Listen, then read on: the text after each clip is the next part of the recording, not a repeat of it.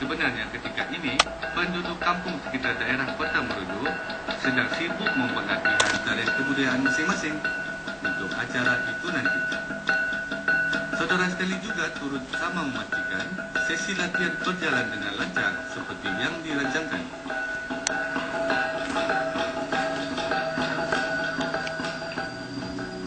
Selain sesi latihan yang padat, Saudara Stanley juga bertanggung jawab memastikan pakaian tradisi yang dipakai oleh penari harus bersesuaian dengan tarian.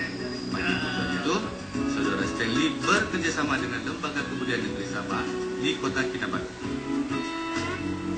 Beliau juga berkesempatan bertemu bual bersama pengurus besar Lembaga Kebudayaan Negeri Sabah, iaitu Tuan Datuk Rosmadi Datuk Sulan, mengenai program yang dianjurkan oleh pejabat daerah Kota Merudu dengan kerjasama agensi anti darat kebangsaan itu.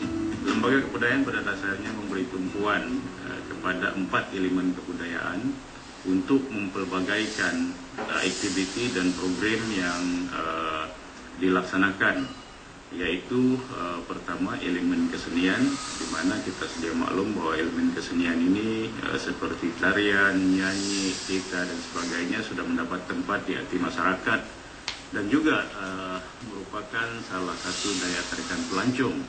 Tetapi 3 elemen penting dalam aspek kebudayaan, yaitu aspek pemikiran, di mana harus juga kita beri tumpuan, dan pemikiran-pemikiran yang dijanakan oleh etnik dan masyarakat yang terdapat di Sabah juga merupakan satu input kepada perkembangan budaya.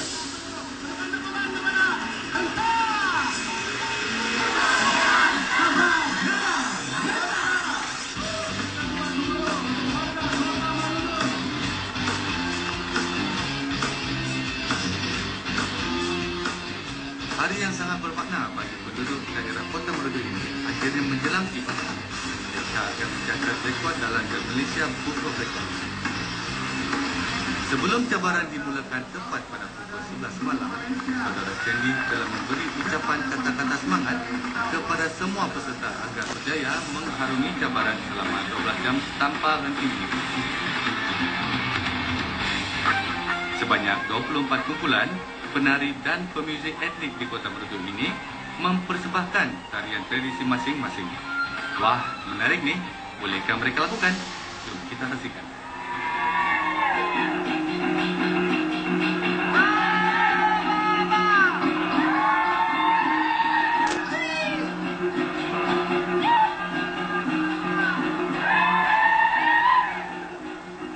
Antara beberapa tarian kebudayaan yang dipersembahkan adalah tarian Kolope dan Gotuong daripada suku kaum Tomuduo, tarian Limbai daripada suku kaum Bajau, tarian Lobokon dari suku kaum Komukon, dan tarian kebudayaan daripada suku kaum Kimalaya.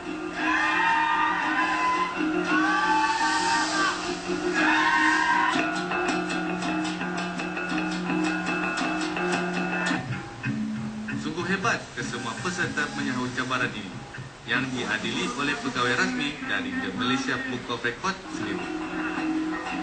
Mereka menjalankan program ini dengan penuh semangat dan komitmen, sejajar dengan matlamat utama pihak penganjur, agensi anti darat kebangsaan untuk menghindari golongan belia dari terjebak dalam aktiviti penyalahgunaan data.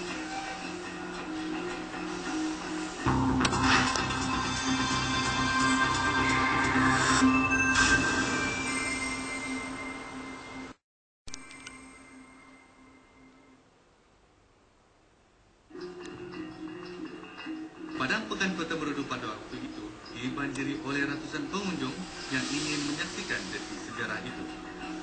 Mereka turut sama memberi sokongan dengan sorakan dan tepukan yang gemuruh kepada para peserta.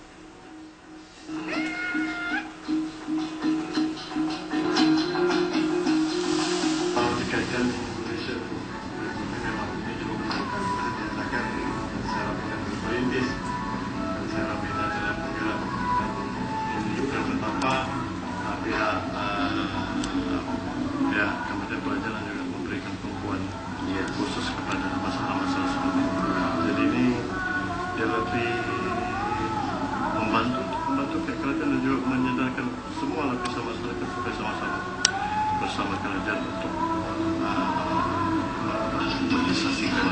meneruskan visi kerajaan dalam membebaskan sekolah bebas mudah 2012 dan juga Malaysia bebas mudah.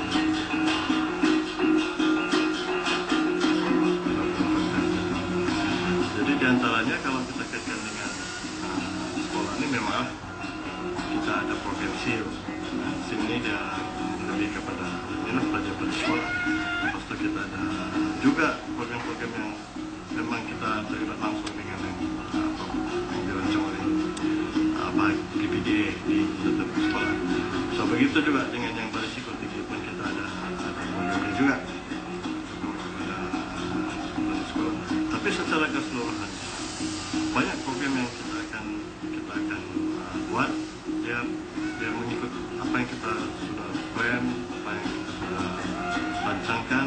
So biarlah yang kita buat itu structure supaya kita dapat tahu dia punya outcome, dia punya output dia punya outcome dia, supaya kita dapat menilai prestasi program kita setiap program itu kita buat. Contohnya baru-baru tadi kita program SMART ini dia mau melibatkan program belia-belia. So dalam belia-belia ini kita bekerja sama dengan PDRM, Jabatan Pajara, kita bekerja sama dengan Kementerian Pendidikan dan Sukan dan juga Jabatan Perpaduan Sabah. So nampaknya memang menampakkan ada satu bentuk gerakan di dalam belia untuk berminat dalam membantu pihak kerajaan untuk menjadi ejen. Ini bukan saya edit, tapi begitu tidak menggunakan dan jabatan-jabatan menggunakan cara seperti ini. Tanpa menyedari masa yang berlalu, padang pekan Kota Merudu yang gelap telah disinari dengan pancaran matahari. Namun, para peserta turut beraksi di atas pentas sehingga pada detik terakhir yaitu jam 11 pagi.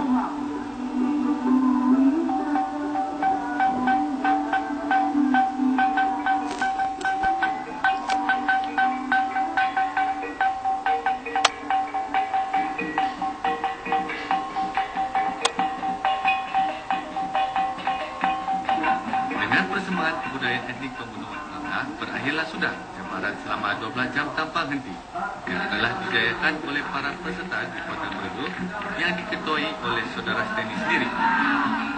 Manakala penutupan program tersebut telah dirasmi dan disaksikan oleh Yang Berhormat Datuk Seri Dr. Maximus J. Ukili selaku Menteri Sains Teknologi dan Inovasi merangkap ahli Parlimen Kota Merudu. Apa yang pasti, selain keunikan kebudayaan di daerah Kota Merudu, program itu juga mencerminkan semangat perpaduan kaum, bekerjasama bagi menjayakan dan mencapai matlamat utama mereka, sehingga diberi pengiktirafan oleh pihak Malaysia Book of Record.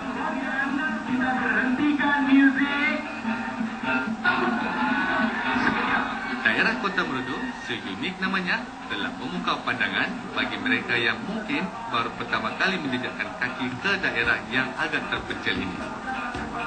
Justru diharapkan agar warga Kota Merudu akan terus berganding bahu demi kesejahteraan dan kemajuan daerah ini serta bebas dari gejala yang tidak berfaedah seperti penyalahgunaan dadah. Sekian saja lawatan saya dan kru rentas Kota Merudu kali ini. Hingga kita berjumpa lagi di lain episod. Saya Jeremy Sanjan, host anda. Bye-bye.